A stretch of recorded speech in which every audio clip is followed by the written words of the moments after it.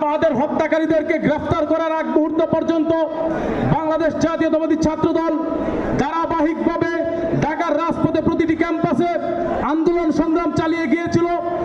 কিন্তু আজকের দিনে যারা বিভিন্ন জায়গায় বিভিন্ন রকম বড় বড় কথা বলে থাকেন, বিভিন্ন ক্যাম্পাসে যাদের নিজেদের শক্তিশালী হিসাবে আবির্ভাব ঘটাতে চাচ্ছেন, সেই ছাত্র সংগঠনের নেতৃবৃন্দ তখন কোথায় ছিল?